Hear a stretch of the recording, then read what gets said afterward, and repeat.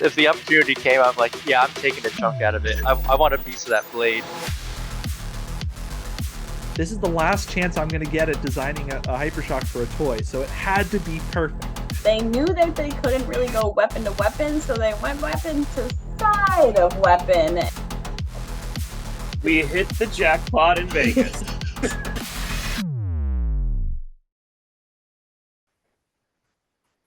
Hello, everyone, and welcome to another episode of Outside of the Box. And this is a subject that I am excited to talk about, but at the same time is very serious. And so I think it's really important to have the discussion.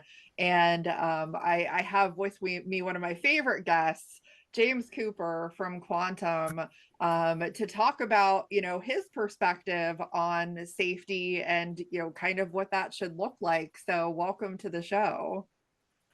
Thanks, Christine. Thanks for having us. And it's really nice to talk about it because I think it's such a fundamental aspect of the sport which can alter it for the good or the bad very quickly. And sometimes it's very easy to forget just how flipping dangerous some of these robots are. Exactly. It's one of those things that, like, I think that as a fan, I've always been aware of it because, you watch BattleBots on TV or you watch any like event streaming or what have you. And so I think I've always been aware, but I don't think I really understood how in depth like you really have to get into safety until I went to an event and competed and saw, like, at every level, those who are organizing the event, the competitors, like literally everyone involved has to abide by a set of rules and a code to make sure that everyone is safe, because one little thing can go wrong. I mean, these robots are fairly dangerous, but as long as everything is done properly, then no one gets hurt. And I think that's always been the point of robot combat, is you can have these really entertaining fights and no one gets hurt. Yeah, I think you have to remember what's the purpose of it. So the purpose is to entertain an audience, whether that be TV, whether that be live. And that audience could just be a group of builders having fun. That's cool in itself.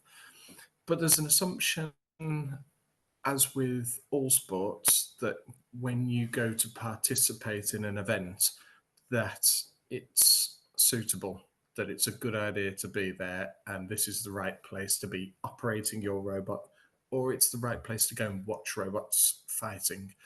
And with that assumption comes the assumption that you're going to have a good time. There's the assumption that it'll be a reliable event, that you bought tickets, you'll be able to turn up.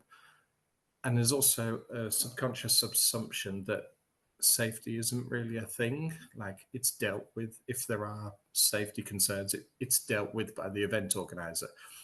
And that goes whether you're a builder, whether you're an audience member, whether you're staff, whether you're a venue people. So there is that assumption in place. And I think it's clear that, as with motorsport or anything, like you take golf, American football, they all have their own quirks that you go, so that somebody's thought about this and gone, there's spaces here, there's bollards here, there's areas here for a reason.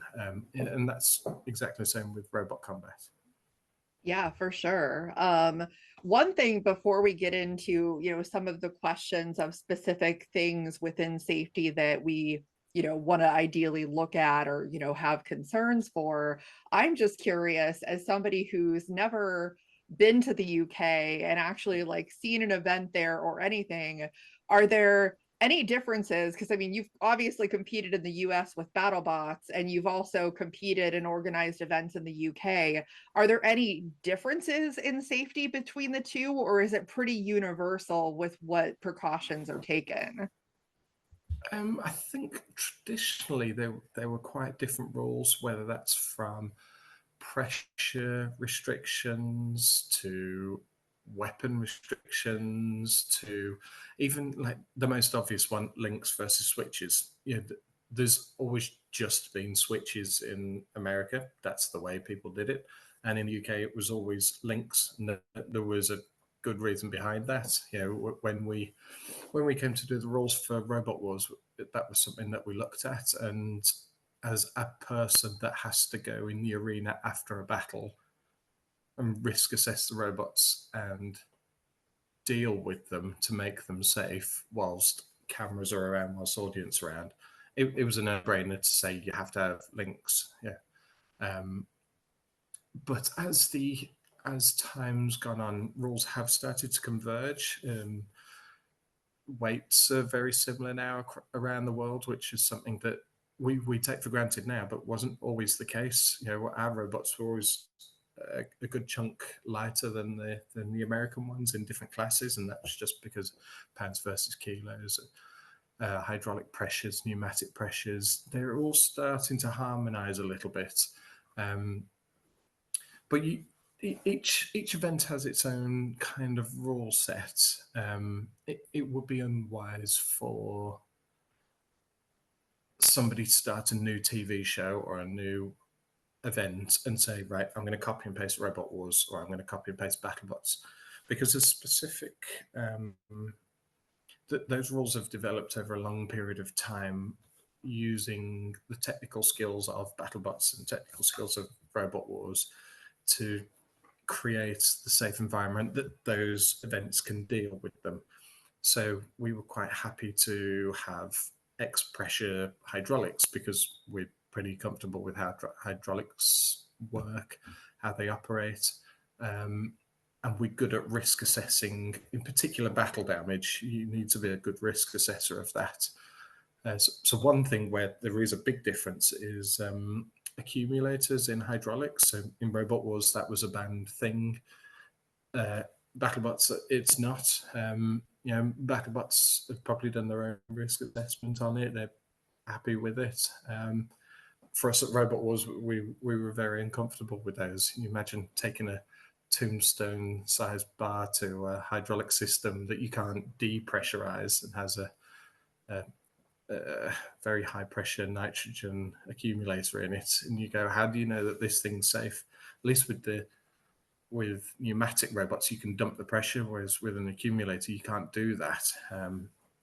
But you know, that's.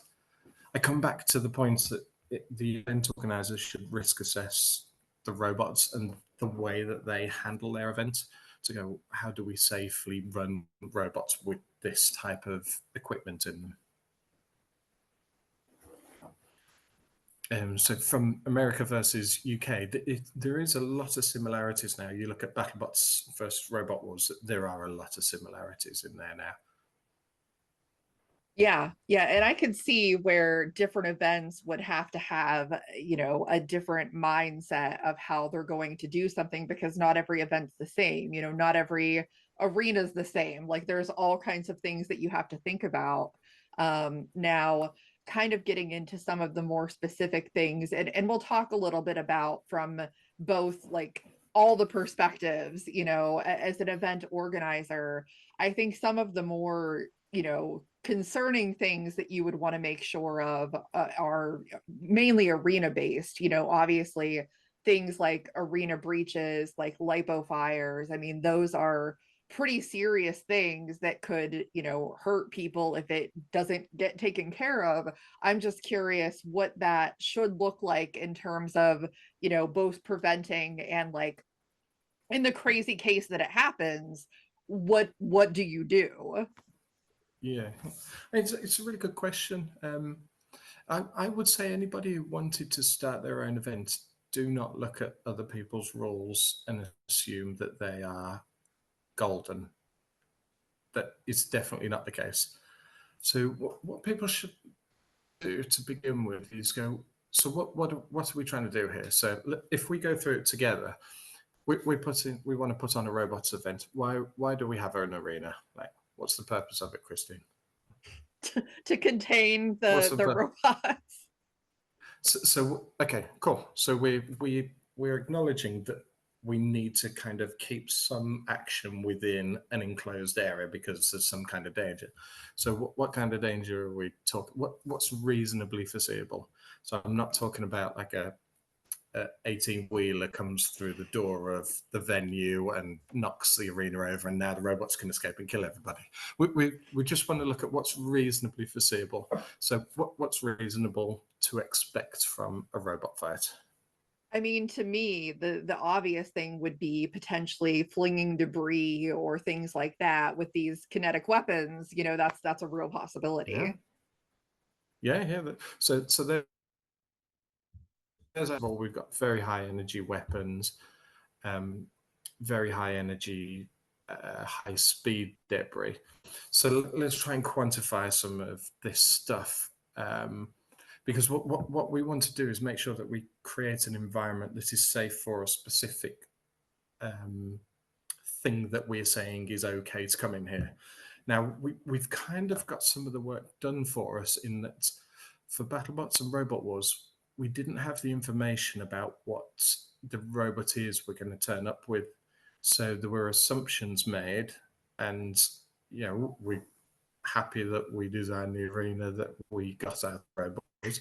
But you kind of start making assumptions. So for Robot Wars, we were going, okay, let's say it's reasonably foreseeable that a 4-pound piece of debris could fly off the robot at the speed of a spinning disc. So let's say our spinning disc has a tip speed of 100 mile an hour. You can get debris fly off higher than that.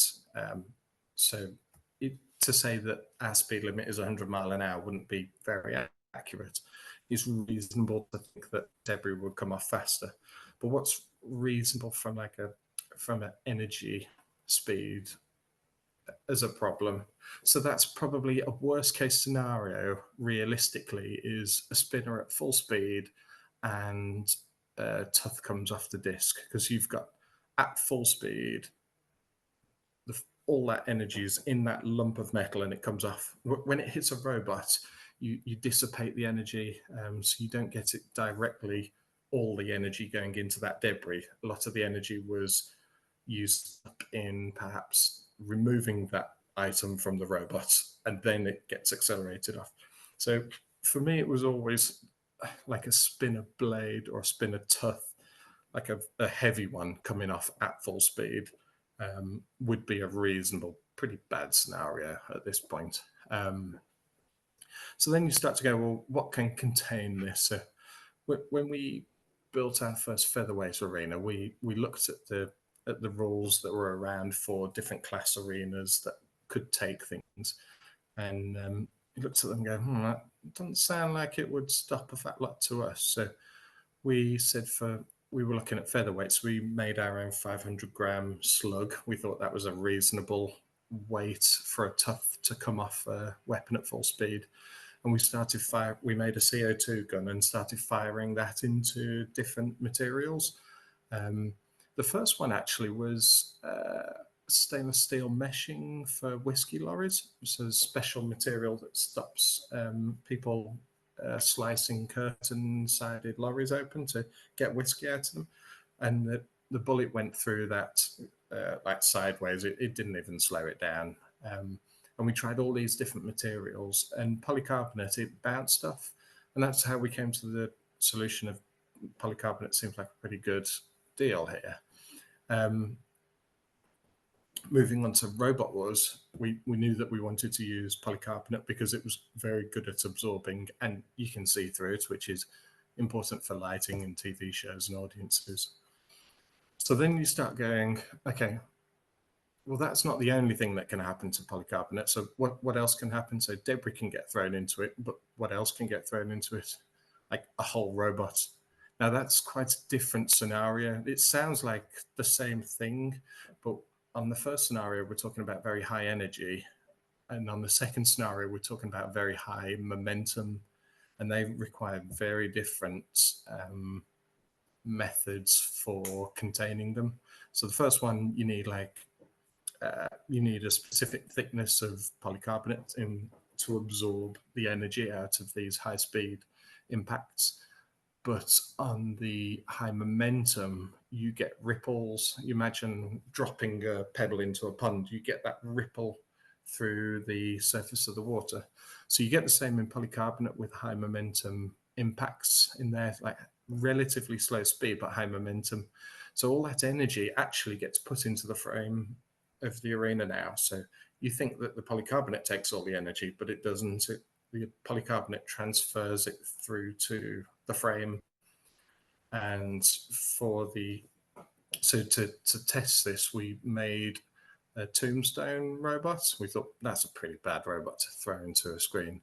And we had it spun up to around 200 mile an hour with a 50 kilo spinning bar that was a meter long, and it was hung off a rig. And we dropped it onto polycarbonates held into different frames just to see how the frames would absorb it, to get that high momentum impact. So it was two very different scenarios that you have to deal with. But then they start to then put the impact, they start to then put limits into your build rules then, because the two have to go in tandem. We're not building an invincible arena that can take anything. We have to think about what's realistically going inside this arena.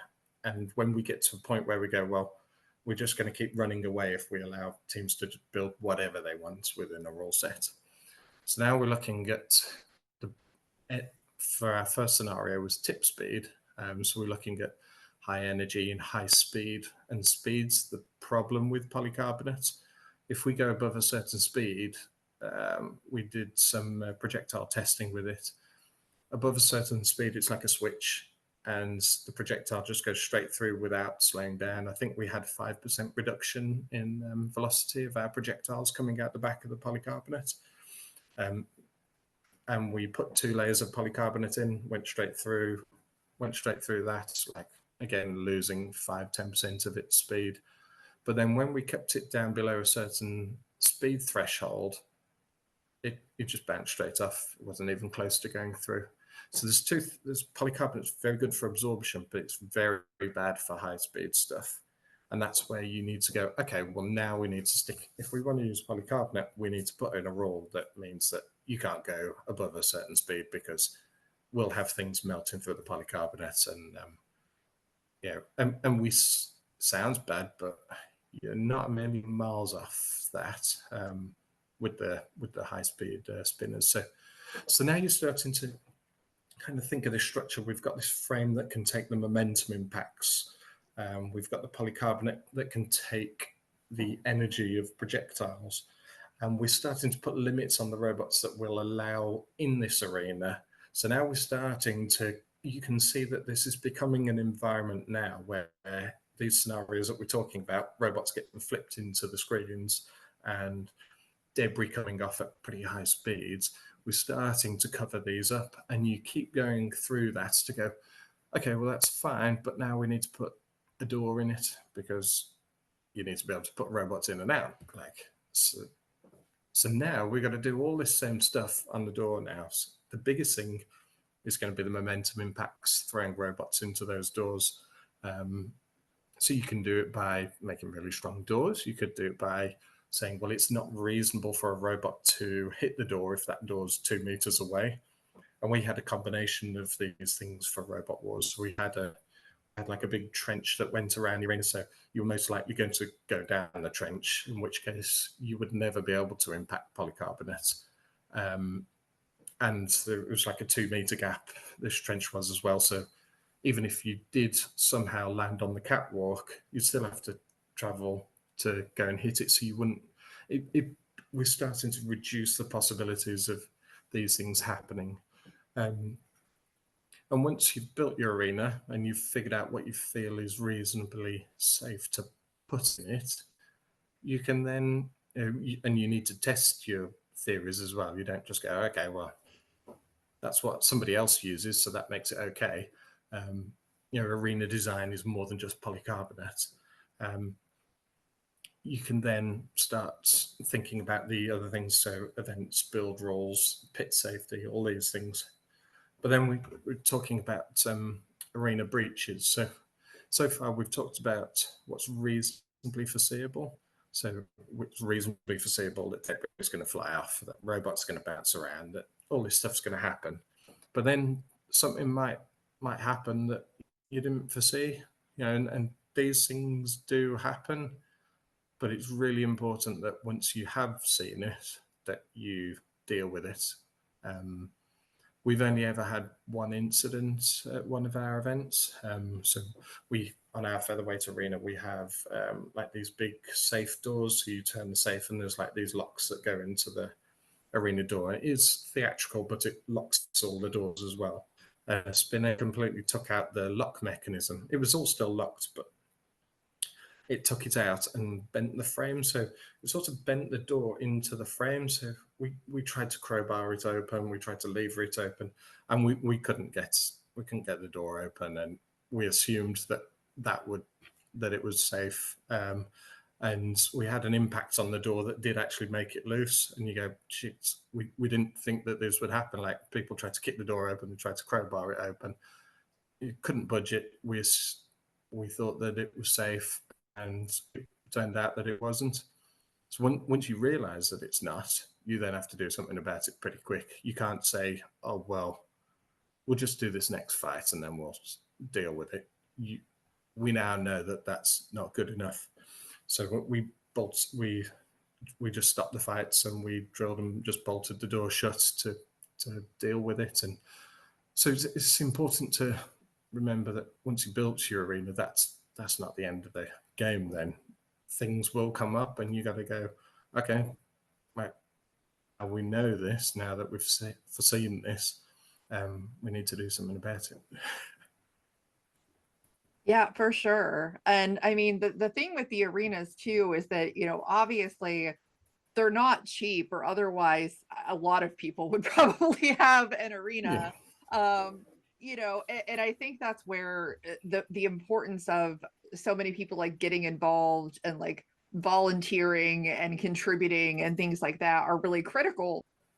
Yeah, I think, well, somebody has to, you have to be careful in that you are either responsible or you're not responsible for something. So if you're the event organizer, you are responsible for it. Like, you can't say, oh, well, I thought it was okay because I saw somebody else do it and they said it was okay, or it becomes very difficult. And I do understand the challenges, especially financially, to build these arenas and to understand what it's just as important to understand what robots are going to turn up so you can design and build that arena to be safe. But the simple thing is, if you don't have the funding to build a battle box or a Robot Wars arena or a King of Bots arena, that's completely okay. Like, just scale it to suit and put the limits in place to say, well, we can't run this spinner, but we can run this one, and bring this type of robot and we can run it and we can put on a show and we'll have just as much fun as a higher speed one, but it's being done in a manner that means that we're all going to be safe and still alive at the end. That's preferable. Which is important. Yeah, it is really, really important. Yeah. But these, because teams will turn up and they'll assume that everything's okay. Teams can see like a gap in the arena, polycarbonate, that's obvious, but they can't see fixings. They can't see how arena's constructed, how polycarbonate's mounted.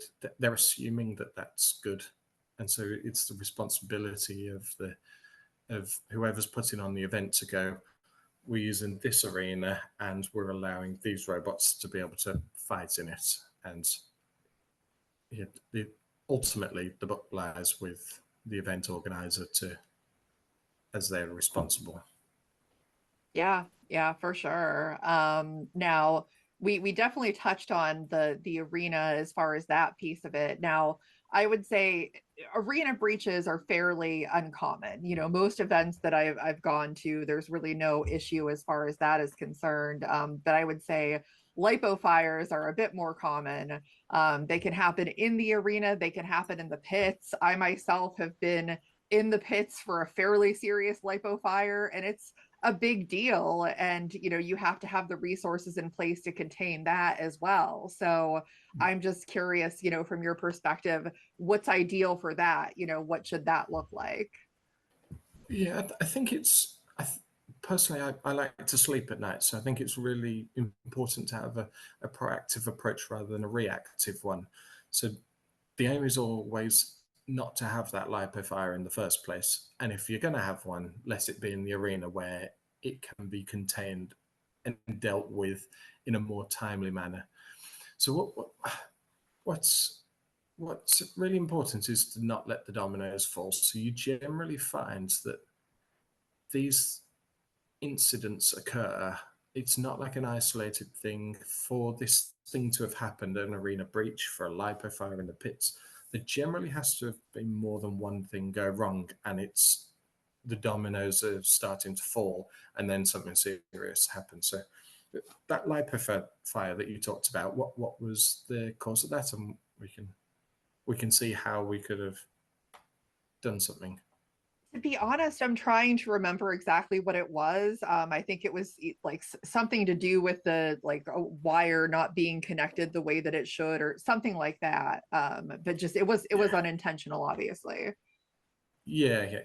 So it's hard to say with that kind of name, but so if we go to one that happened at King of Bots, team uh, for some reason pulled the connectors out of the charger and they were still connected to the lipo. It was live, went up in smoke. Bada bing, bada boom. So the thing that went wrong there for the incident to occur was somebody who didn't really. Somebody was either not paying attention when they disconnected from the charger, or somebody who didn't really know what they were doing.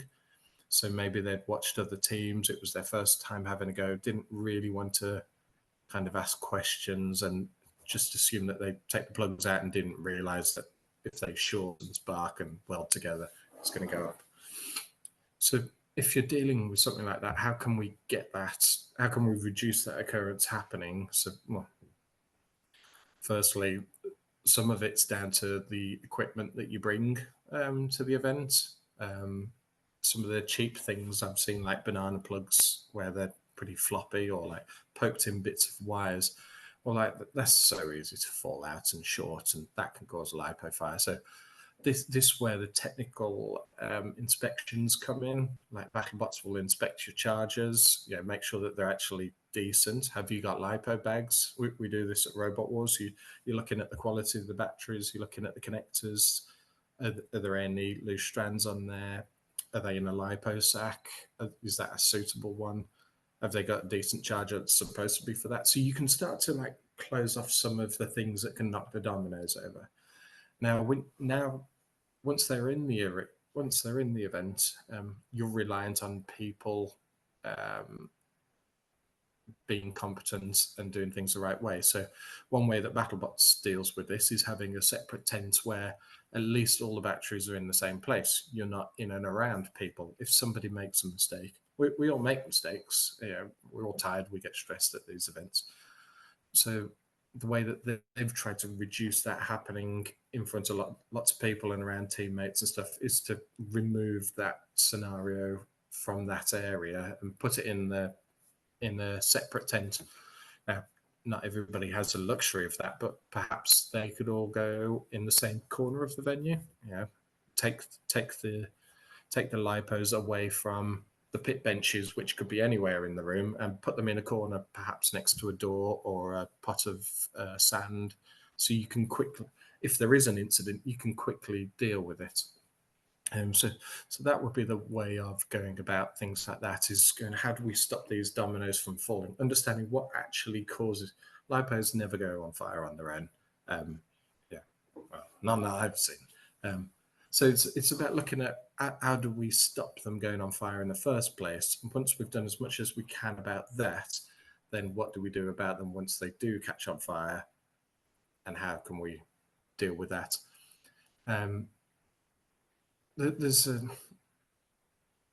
You always kind of get to this bit of standoffish thing, because safety doesn't have to be really expensive and convoluted and hard hats and high vis.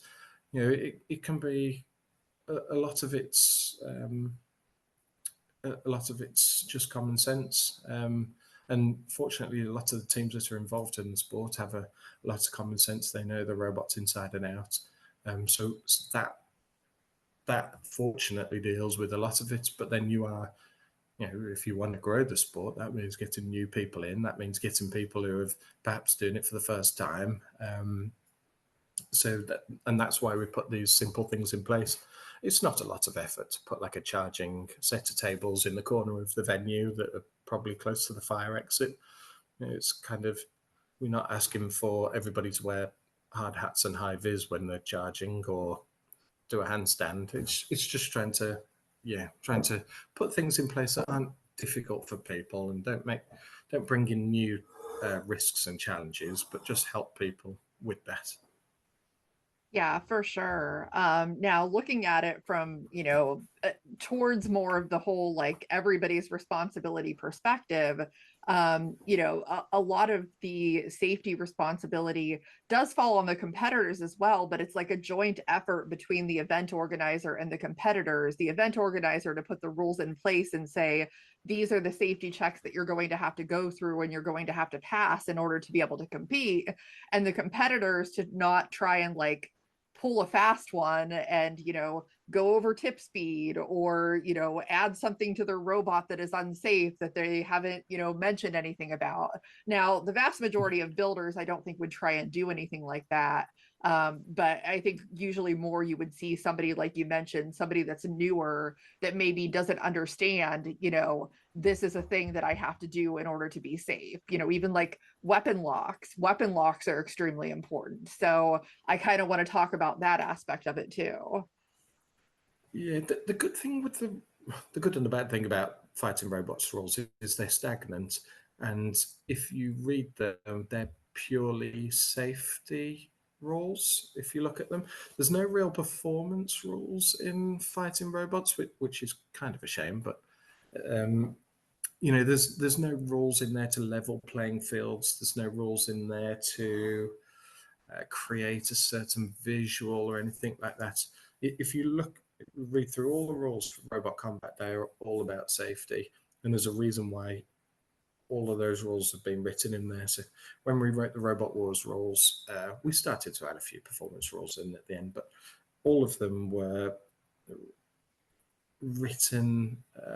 We obviously looked at previous rules, but we wrote them from scratch, thinking about risks and dangers in building robots, and how do we ensure that when we get these 50 teams turn up to our event and they're all stressed and all really tired, how do we make it as easy as possible for their robots to be safe? And so having build rules kind of does a lot of the hard work for you. So things like not having exposed wire terminals, well, that's going to stop shorts going on in the robots, things like that. A lot of it means that then when people turn up with the robots, they're kind of built in a reasonably foreseeably safe manner. But then once it's been in a battle, kind of everything starts to go out the window a little bit, in that it's not reasonable for the event organizers to inspect every robot for every rule all the time. There is an assumption that the teams have followed those rules. That's the same with all sports. They don't drug test every single athlete. They randomly pick some and go, yeah, that's a reasonable sample now. So there is very much a emphasis on ensuring that the teams do their own things. But where you highlight a rule, like for us at Robot Wars, tip speed is critical. So if somebody makes a mistake on that and they are a lot faster than they thought they were, and that means that we wouldn't be able to contain it, well, that's a pretty serious one. So those are all inspected on every robot. The tip speed was inspected on and measured by our team at Robot Wars before they were allowed to fight. So because that was an important one, if somebody's insulation on their battery isn't quite very good after a few fights, well, at least it's going to be in the arena, and the arena is going to contain it if it does go bang. So there's different rules, and they have different weights to them. So even the weight of a robot, if you're doing a televised event or a serious competition, you want to weigh them every time. But other than that, it's not something where if somebody got it slightly wrong and was slightly overweight, there's a massive safety concern. Hydraulics, they're not going to just turn up in pressure. Yeah, we want to ensure that when you turn up to the event that you're meeting the rules that we put out. So we will test your pressures then. But after that, we're going to assume that you're not going to turn them up, because that's being intentional, breaking the rules. Then you know the limits and you've now knowingly gone over them. Again, it's less of a safety thing, because again, the arena will be able to contain a slightly overpressured robot, and if one detonated from going over pressure, so the parts weren't up to standard, then it's not really a big risk, because the arena is designed to contain those things. But things like tip speed limits, the arena is designed to contain a certain limit, and so if you go over that, then that's pretty high consequence, of that should be measured on every robot.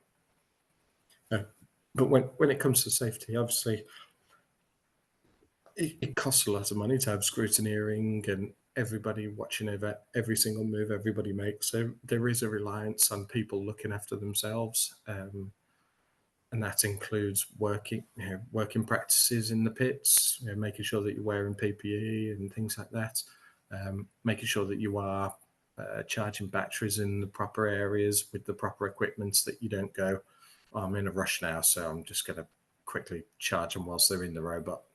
There is that balance, but ultimately the event organizer is responsible, and so if they feel that the liberties are being taken with the teams, then they need to do something about it, because ultimately, they are responsible for everybody going home safely.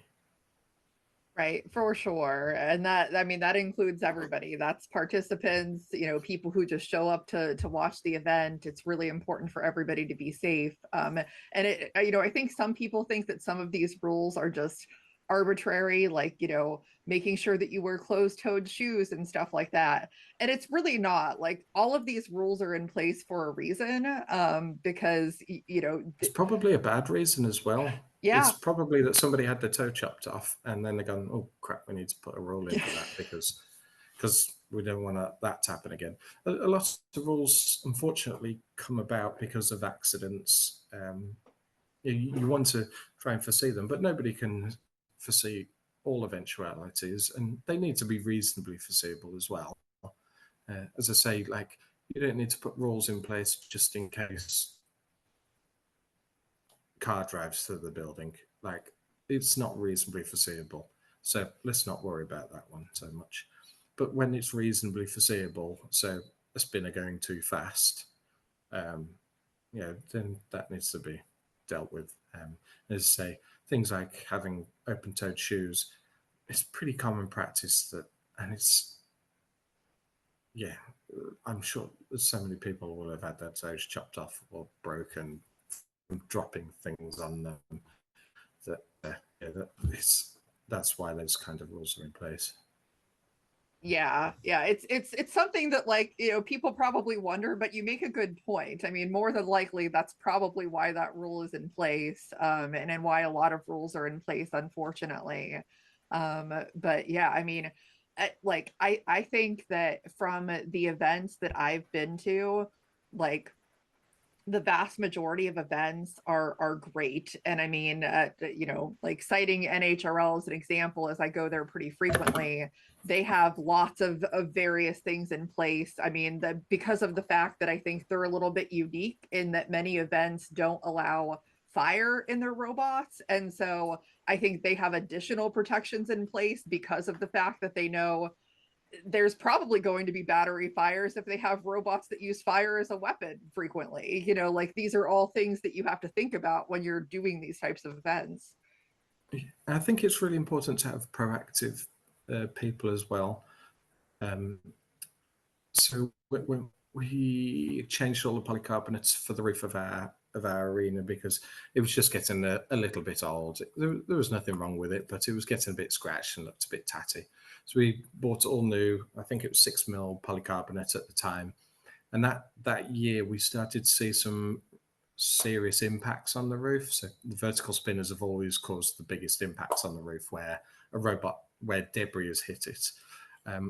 And so you go, geez, it's not going to take a lot more before we need to be thinking about this. So it did that one event, and then all that polycarbonate got scrapped, and we upped it to 8mm polycarbonate, because you go, if we don't do something about it, it's reasonable to think that somebody's going to turn up next year with something a bit more powerful that's then going to start pushing the limits of what this roof can take, and you don't want to get to that point. So you could say, well, that's going to be very expensive, so maybe that's not a good idea, and that's totally fine. So then limit what people are allowed to bring in. So there's always two solutions to it. So you can either go, we want to keep allowing the teams to progress and keep increasing speeds, increasing power, which we all want to do. But there does come a point where it's not financially viable to keep replacing polycarbonate. So you just put limits in to go, okay, well, we're learning that our polycarbonate's looking a bit on the close side. Maybe debris is getting halfway through, like dinking halfway through into it. So we're going to start saying, okay, nobody can go quicker than let's find out what speeds were here this year, what kind of spinners were here, what speed they were, what weight was in there. Let's try and find some of the debris that did cause some of these impacts and go, is this quite a special event, or could we actually foresee something worse coming off, in which case the impacts are reasonably going to be worse. And if that's the case, yeah, either go, okay, well, what do we need to do about the arena, or what do we need to do about the limits of what we're allowing to come into the arena? Yeah, very, very good points. Yeah, I think the important thing is to understand that, like we want to be entertained. We love to see these robots innovating and being able to do more and like these big hits and everything, but you have to balance that with what is safely achievable. And that's a hard balance, because I think we want to keep pushing it, but we also have to make sure that everybody's safe, because if somebody gets hurt, then that's against the whole point of why we're doing it in the first place. So exactly. And the good thing is, Greg and Trey, I don't know the people from NHRL, but looking at this stuff and ourselves, we all have a similar mindset of, we all want to see a future in this sport. So when things crop up, you go, oh, okay, we need to do something about that. We're not going to wait until something happens. I know it's been the same with BattleBots. With tip speeds, they looked at things, looked at what people were starting to bring, and went, let's have a think about this. And they did the right thing. They didn't wait till a robot got out the arena or debris got out. They looked at something and went, hang on a minute, this is something that we need to think about here. And they made a call on it, and that's exactly what you want, really. And has the sport been any worse off for it? I don't think so. I think it's been great, because now we've got reliable fights. We've got arenas that we're happy to fight in. There's no real questions over those. So yeah, we get people pushing boundaries in many other directions, and that's where you get your big hits from. yeah, definitely. Well, this has been really great. I mean, this is stuff that I've thought about, but I love hearing you kind of expand on some of these topics and give more like in-depth insight into it, because I think it's really important for people to hear and understand. And we all want to have safe events and everything in the future. So I think this is great. Yeah, thank you. It's nice to talk about it. There's so much that goes into hosting an event like Robot Wars and BattleBots that goes on behind the scenes. Almost running the event is the easy part, because the preparation running up to it, to make sure the arena's right, to make sure that the rules for the limits of the robots are compatible with the arena, to make sure that the pit's a safe environment, to make sure that if anything happens during any of these things, that we can deal with it efficiently. You know, that there's a huge amount of work that goes on behind the scenes for all the event organizers that do this, and it always comes back to that pushback from teams again. Oh, we want to be able to do this, and you want to let them do as much as they can, but making sure that you can still sleep at night. Links versus switches is a classic one. You know, it's I mean, it's so much better now that people are arming the robots up outside the arena. That makes it a lot safer. But yeah, you put it this way: the links, if it's in your hands, your robot's not going to be going anywhere.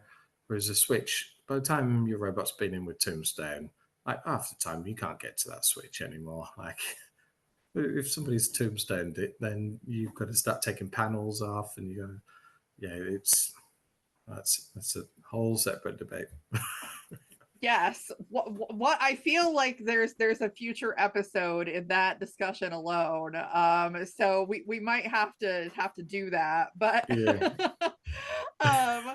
well, That's a whole other debate. Yeah, yes, for sure. Well, I thank you for joining me in this discussion. And for those who are watching, the safety discussion will continue, as we definitely have more to discuss on that. But thank you, and I appreciate you coming on to talk about it. Awesome. Thank you for having me.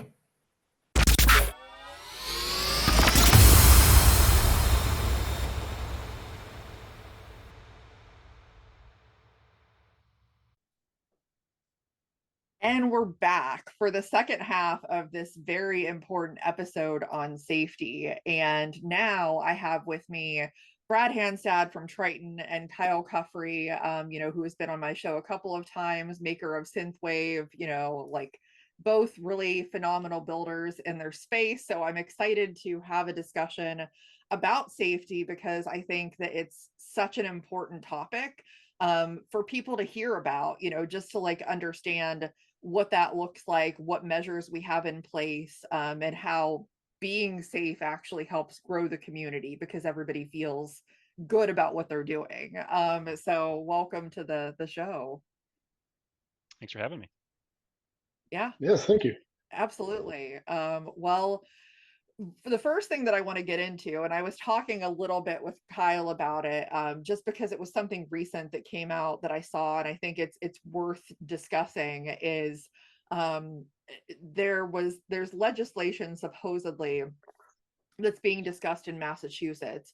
It's definitely more towards other types of robots, but I think the concern that some people have is, could that eventually go to combat robots? And that's legislation banning weapons on robots.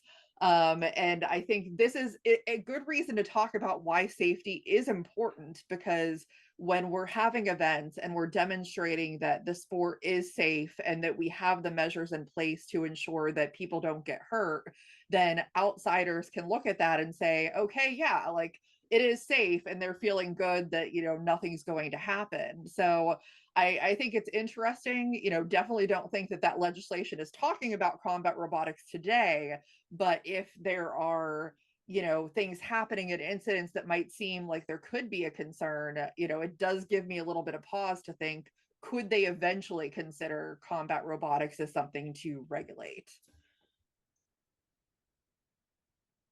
Yeah, I mean, just I don't know about that legislation at all.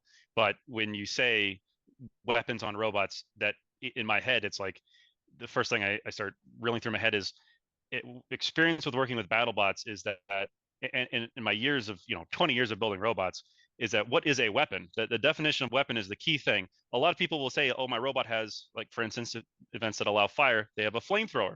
Well, technically, no, they're not flamethrowers, because those are illegal, and they have flame effects. And in BattleBots, it's, you very specifically do not call them flamethrowers. You're not allowed to. They're flame effects, because flamethrowers are generally illegal. And even if you are building a flamethrower or a flame effect robot, you're following the local laws so that you do not have an actual weapon, because again, it is illegal.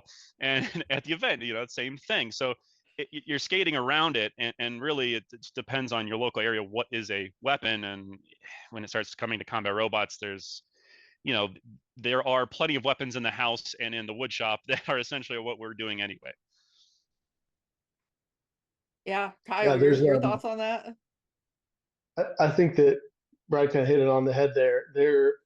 It's going to depend greatly on how general they are with wording on the law, if there is any legislation passed. I think that if there is legislation passed, somebody who wanted to could find a way to try to apply it to what we do. But I think that you would have to legally come up with a lot of definitions that aren't there yet for making what we would call a weapon in a combat robot a legal weapon, because I've never seen any sort of legislation on a spinning flywheel before, or I mean, an axe is a tool for chopping down trees. A hammer is a tool. We're using things that are not part of what we do is use things that aren't made for the purpose we're using them for. But we're not out there using, firearms or actual flamethrowers as the weapons on these robots. So there have to be a lot of steps taken to, I would say, to actually apply the law to us, but it could be attempted as written, possibly. I don't think that it would end up being actually enforced. Obviously, the implication, I mean, the reason why this exists most likely is because of, you have all these multi-copters, multi-rotors, and dog robots that they're strapping just a machine gun to, or a semi-automatic rifle, or some kind of little flame system, and that's really what they want to stop, which makes perfect sense. But it's just one of those things where, yes, somebody's going to try it or get mad, and there's always that case, and that happens with a lot of various laws. Internet protection, privacy protection. You always have to watch out for things that are too encompassing that then can affect, obviously, like our sport, for instance. But I don't think it's going to be anything initial. Like, nothing's really going to come down on us, but you never know. Yeah, You have to watch exactly. I never stop myself to thinking about the possibility. So I think that's why it's important to put that in the discussion. Now, you mentioned about different weapon types and things like that. And I think that's really a good point to hit on, because there are obviously reasons why there is regulation in competitions about weapons and tip speed and what kind of weapons you can use and things like that, because certain things are going to be unsafe. So I think that is a really important element of just having a competition in the first place, is making sure that the robots that are being brought to compete are abiding by all of those and not set up in a way that is going to be unsafe for anyone. Yeah, ultimately, most events have to apply their local laws, and a lot of events, that's why they don't allow flame effect robots. They can't have fire because they have to have a fire marshal or particular settings. And really, you have a lot of these smaller events, and that's where sometimes things get away with, and that's where the safety issues really come in.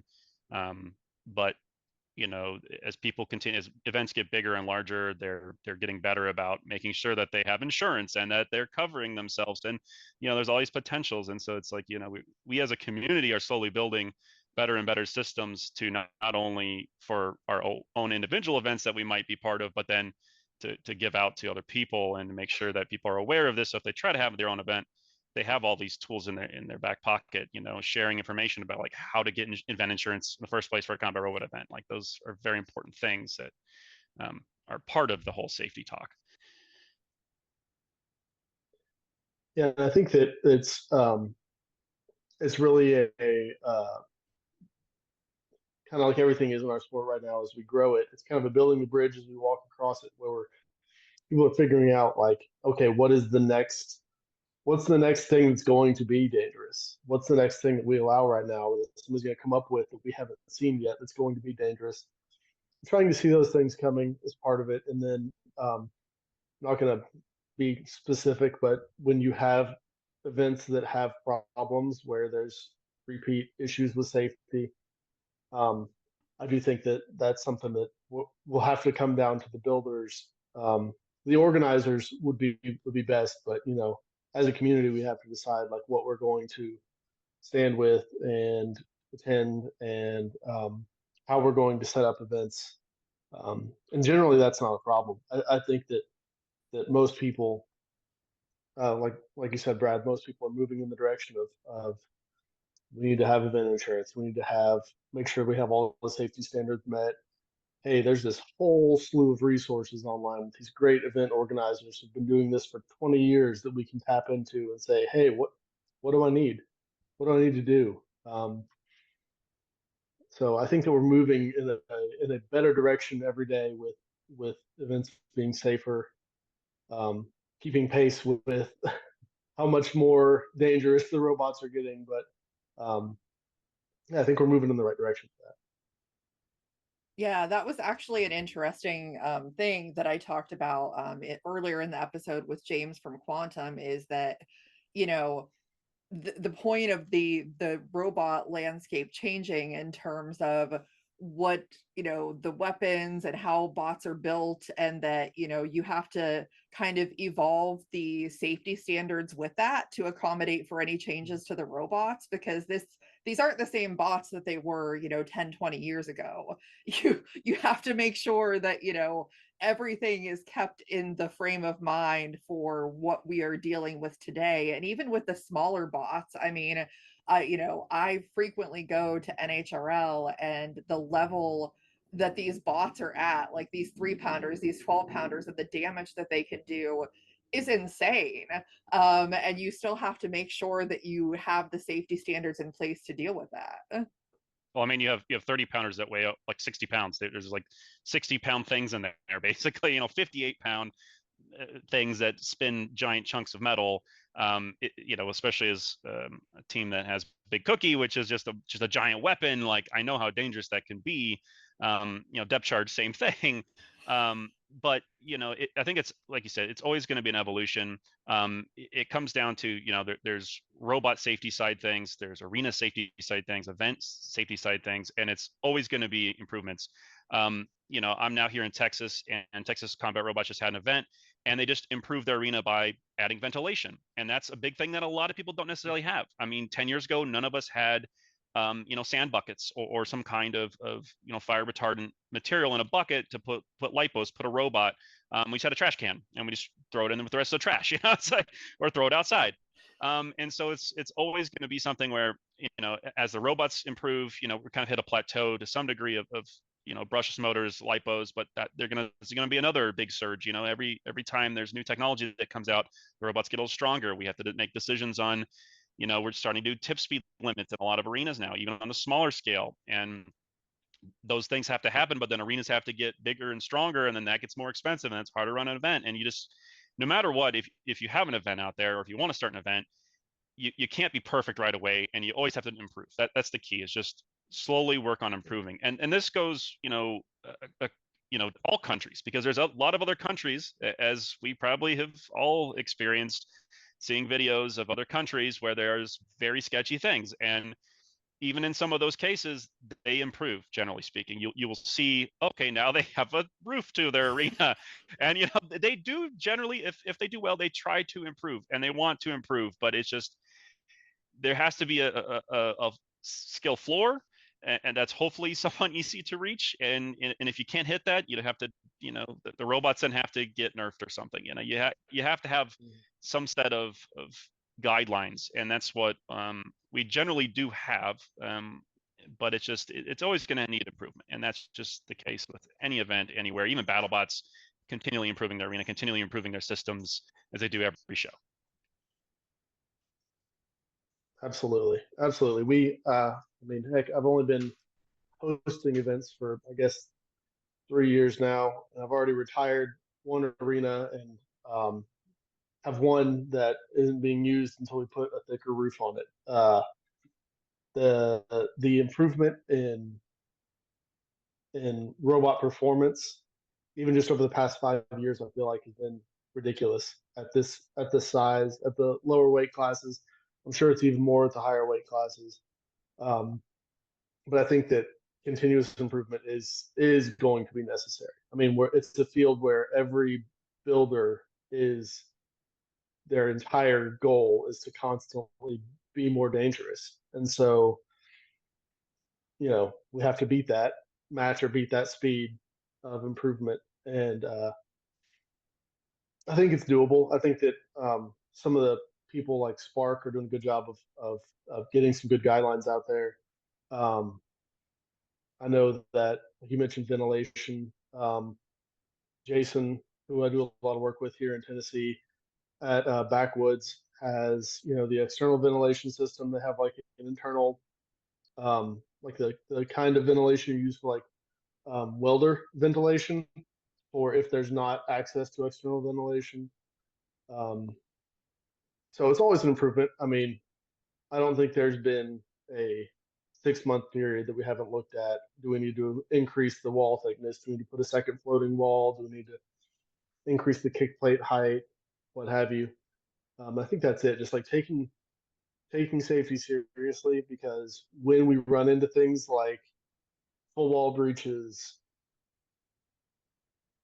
that's when it stops being a fun thing and it starts being a, hey, is this something we should really be doing? I think we've been kind of lucky so far that there haven't been more serious injuries in the case of arena breaches, but I hate to say that I think that luck won't last forever. I think that we need to probably take, in places where we have them, take them more seriously.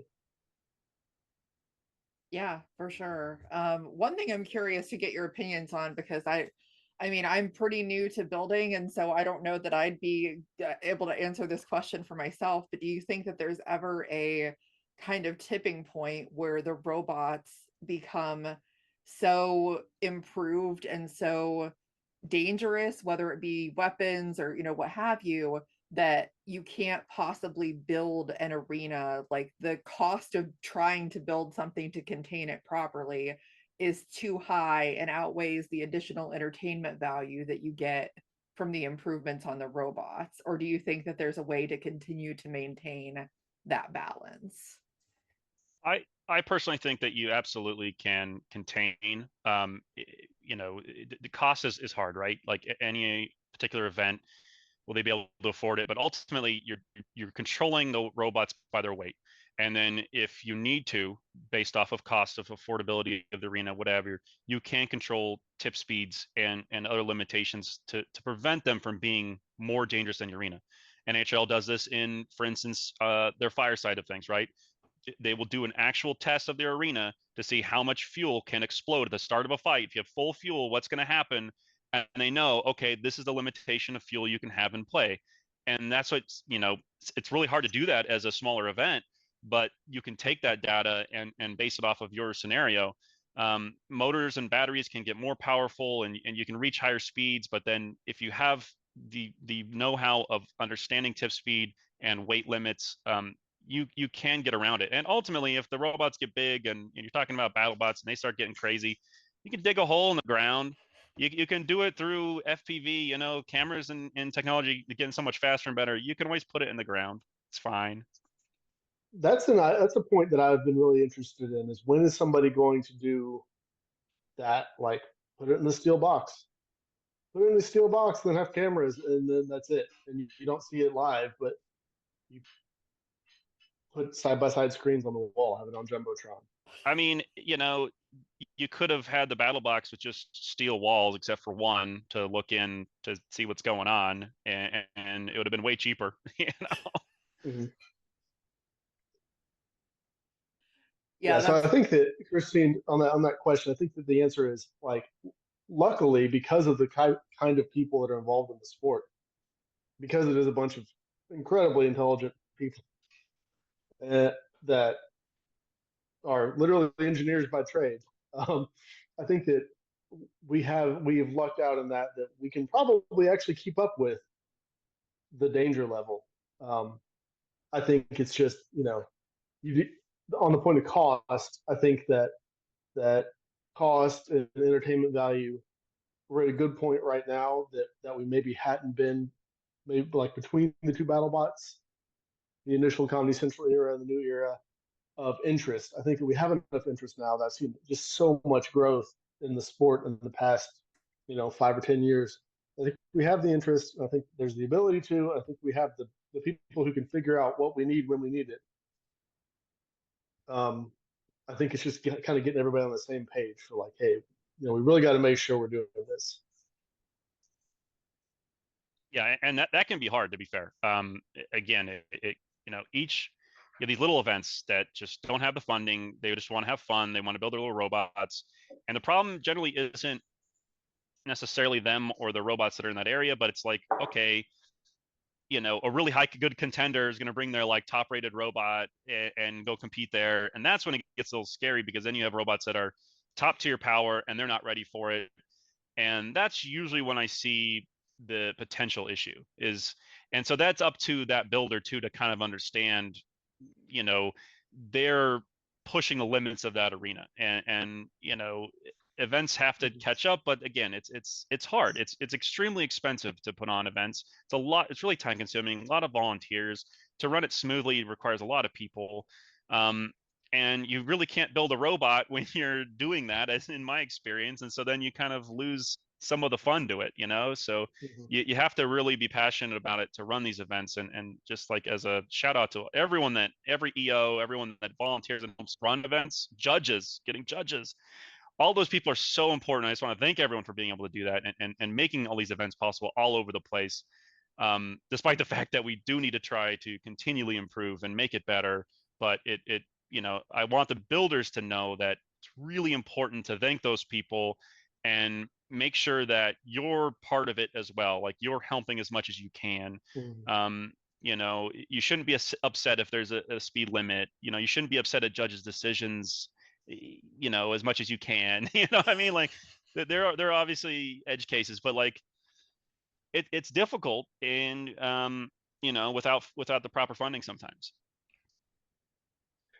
It definitely is. I think that something we've seen pop up a little bit more recently that I'm excited about is more of the colleges getting involved in not only having teams, but some of them having events, having arenas, some places where you can get some of that funding for beating the pace of danger, for having, staff and personnel there to be able to do things, for having proper training, for having, some of that.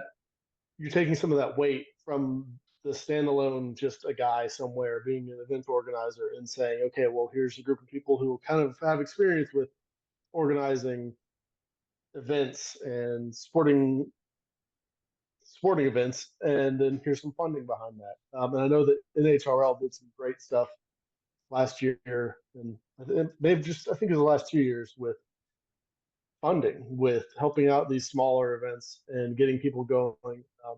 I think that's something that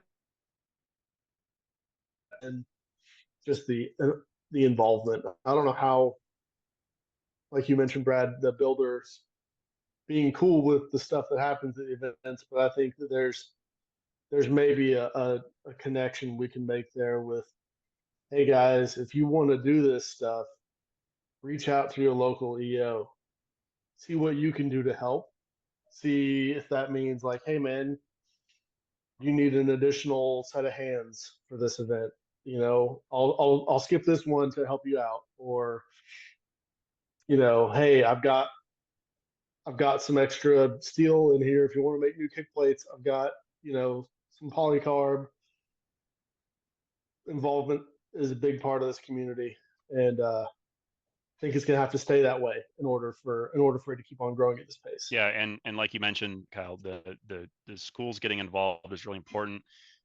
We've had schools involved for a long time, but I think there's come a point now where there's a lot of STEM education, a lot more other robotics going on, that relies on a lot of this documentation and these systematic things, that if we can start applying more of that to combat robots and making it more of a set, a thing that can be approachable, but written out, it's a lot easier, like you said, because there is just so much backbone there.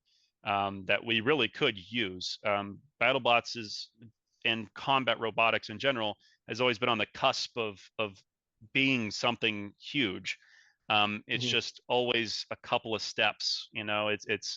And part of that in my mind has always been, like I said, there's these little events and they want to do their thing their way, and you can't change their mind. They have their right to run the event how they want, and there's an event over here and over there and in this country and over there.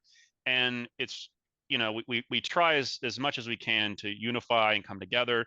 Ultimately, you're going to have people with different opinions and different thoughts on safety and culturally, there's so many different things, but we just have to continue to try to work together as best as we can. And I think something like colleges getting more involved would help with that, because they're gonna have to have a system. There has to be a set in stone system that they can all follow. And a lot of that safety side of things is going to really flow into that from there. But it's just, you just have to kind of keep working to, because if you have an event in one place, those builders might be going to other events. You have to make it as accessible to everyone as possible. It's got to be a network thing. And if you have weird, wacky rules that make it harder to compete, like we had this whole time in California where we had 15-pound robots instead of 12 because we had schools with 15-pound robots, and that kind of died out. So now it's like we're just back to 12s. But that just creates weird issues when you have 12s and 15s, and that's like a weird thing. And it's just an example of like one of those situations where it would be nice if everyone could agree on something, but it's just so difficult sometimes. Yeah, it definitely makes it easier when you have less. It's great to have more options, but the more options there are, the harder it is to get good at one thing. I do think you're right. The school involvement could definitely lead to. I would love to see like a kind of like a BattleBots IQ organization pop back up that would kind of be like, okay, we're going to help guide all these schools, all these places, and getting organized again, and getting where you have the same set of standards and same set of rules being used throughout. That is being worked on, actually. So the bots IQ is a thing that is coming back through BattleBots, and they are working on that specifically. In fact, they've had one event already in Texas, at South by Southwest, that was actually sponsored by the Army, the Army, and so hopefully that turns into something good. Now, are the right people leading that? Do we have, is there communication between all the other events in the area? Are they trying to do a different weight class than everyone else? Maybe. And that might be one of those things where it's like, again, if you have too much isolation around an event, it can be difficult to kind of spread the love there, and this comes back to safety and, the robots, what level that they're at. And so, it's constant evolution and everyone's trying to keep up. But we're just always coming back to, you have somebody new coming and an EO gets tired, and then that safety regimen, that arena, that whole system gets broken down, and then a new person pops up. And so having, like Spark and these other systems in play, or even if NHRL starts branching out more to have they been helping other schools and other organizations, that is really important, I think, to try to create that baseline of a floor, right? Like a skill floor to running arenas and having safety involved.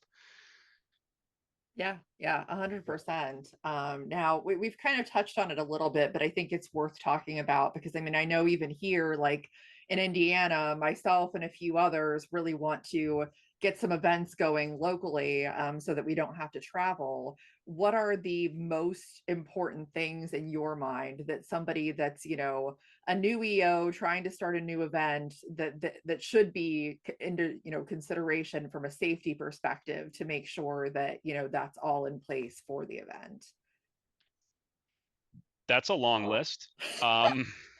So first of all, sorry, Kyle, let's go first real quick. So first of all, it's what weight class you're talking about.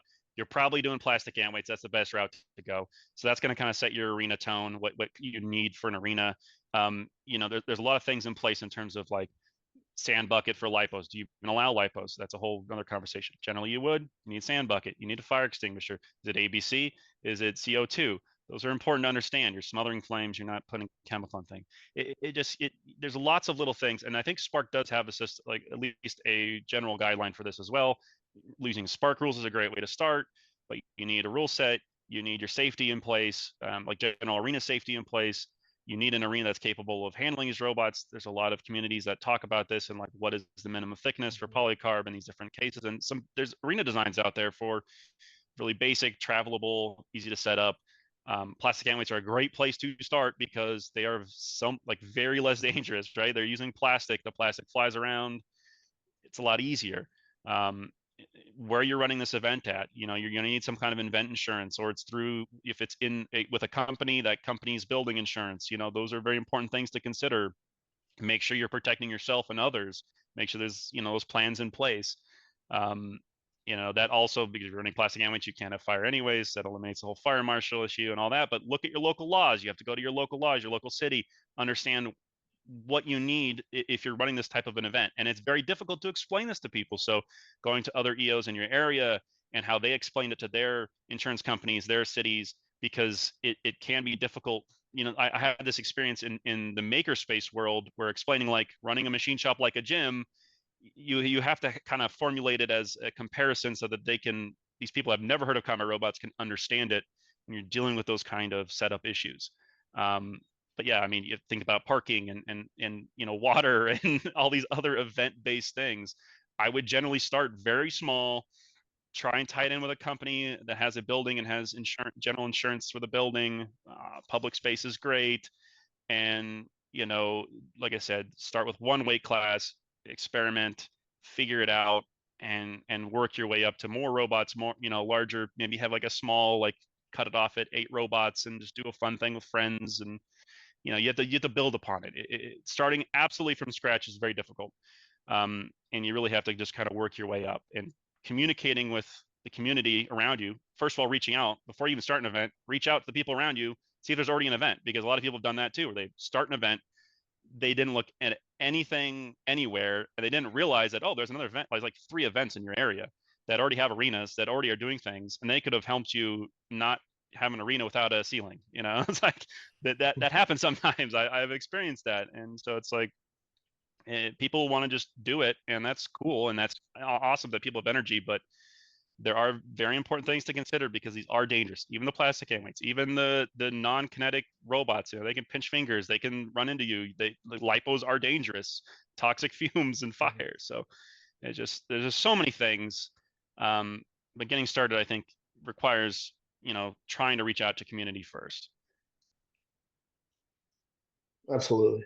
And speaking of reaching out, like there are so many people willing to share all the information I have with you. Like the great thing about the community is that I've never seen a more readily sharing, engaging community where you can ask a question and you'll get a response from everybody, and you might get one smart aleck response. It's actually kind of rare, but you'll get. I mean, I saw somebody ask a question the other day, and Ray Billings replied. Somebody who's never even asked a question in robotics before, and they're getting a response from BattleBots champion. So, but yeah, the EOs are out there and they are willing to share their information. I know of a number of good like entry arena designs. Seth Schaefer at Just Cause Robotics has a good entry level arena design. I know it's rated for plastic ants. I think it may also be rated for ant weights, but that would be something to check with him on. And he has those plans on his store. I think it's like $5 for the plans to build that, and he's done the figuring out what all you need work, which is that. Bless him for that, because that's fantastic. And then yeah, I think that, like Brad said, touching on, go to an event and talk to the guy who's running it and ask him everything. Get his contact information. Ask him if he'd be willing to help you out with running your first one.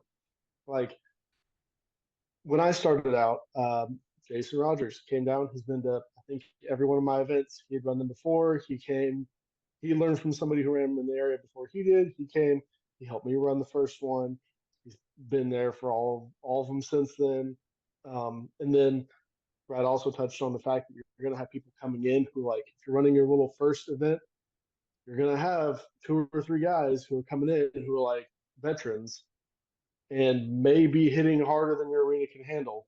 So again, it's on them to like kind of dull that down, to recognize that, and then to bring the level down some. But they're also a great resource to tap for, like, hey, can you help us keep an eye on safety?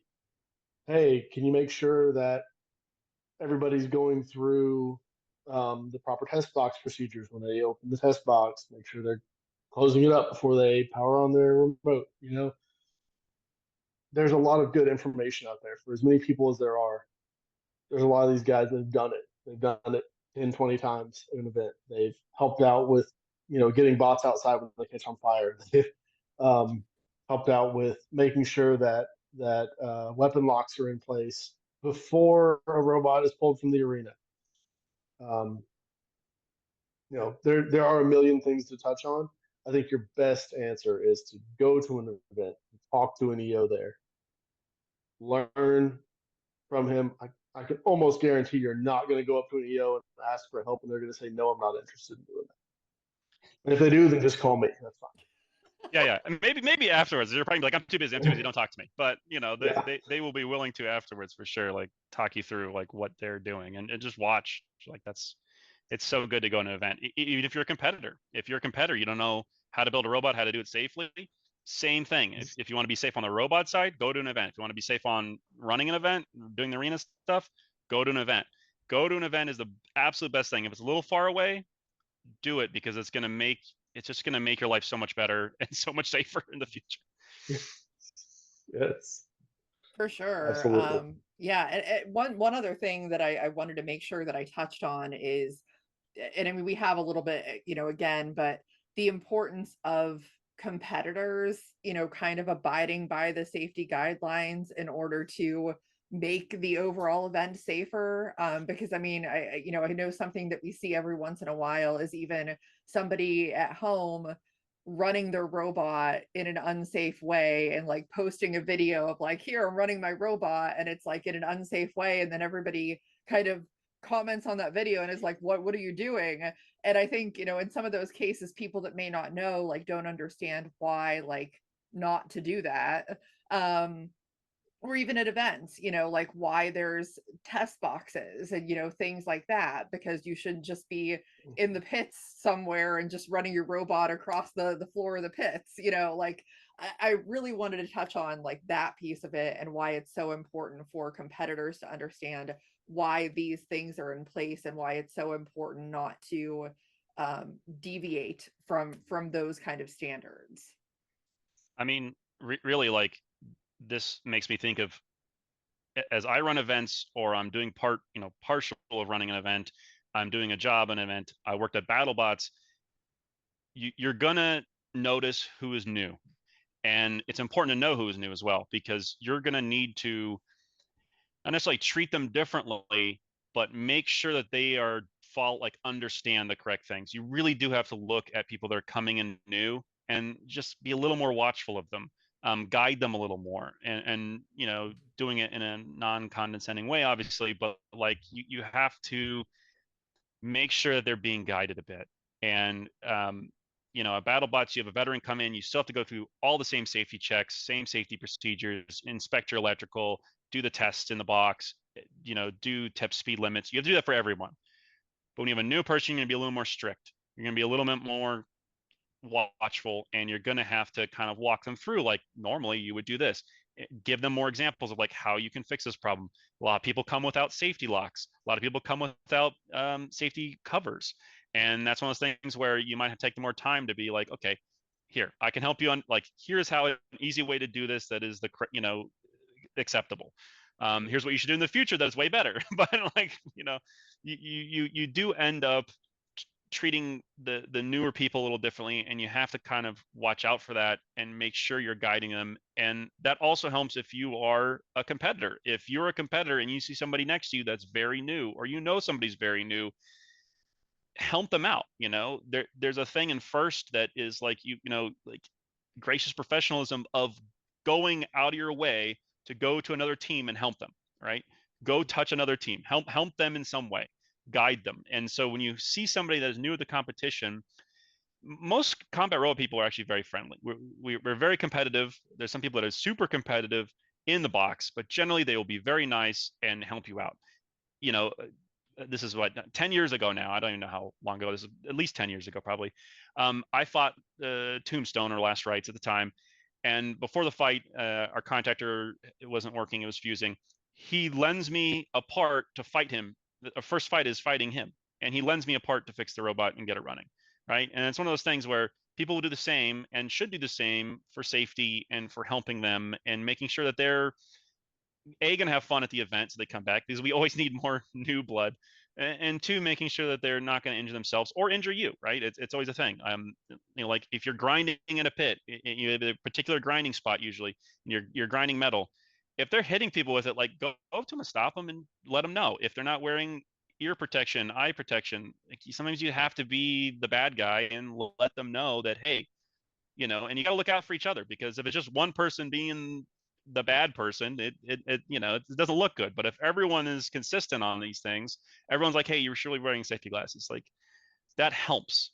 And that helps the event organizers, that helps everyone, because not everyone can watch everyone all the time. You need help doing that. And so it's kind of as a community, we need to be safer, and we need to think of these things, and just, hey man, you should really wear safety glasses when you're grinding. Hey man, don't charge your battery right there inside the robot on the table or something, like let it cool down for something. You have to try and help others, and look out for that, and not just be in your own bubble, because it could potentially harm you as well. That's the ultimate thing. Yeah, I think you touched on it really well with that, with new people coming in. I like to think of them as a new hire, like you're onboarding somebody into a job. They're going to need training, and like eventually they're going to be one of the dependable employees who can go be your eyes and ears in the pits and make sure that things are going smoothly. But when they come in, you got to act like they know nothing, and not in a bad way, but in a way of there's no reason that we should expect them to know what they're doing initially. If you're starting out, try to know what you're doing beforehand, but also we can't assume that they know what they're doing, and we're going to have to go in and help guide them through it. And it's also a great time to not only make sure that you have that safety, but like you mentioned, when you have that gracious professionalism, that like encounter with somebody who, I'm going to help you figure out how to do this stuff. That's such a better experience for them, for their first experience, to have like, man, this guy who knows what he's talking about came over and spent half the day, helping me figure out what I needed to do this the right way. And then they go home with that outlook on combat robotics, and they get to go home with all their fingers and toes intact. So like those are both really big pluses. So yeah, I think that's part of it. Treat every new person like you're onboarding them to a job. You have to teach them how to do what they need to do. You teach them what they need to do too, because they may not know that a step is required. That, like Brad said, that hey, you should probably take your battery out of your robot. Maybe put it in a lipo bag before you charge it. That would be the best option. And that just may not be something that even would occur to somebody. So yeah, I just think you do it graciously, but help guide people through the process.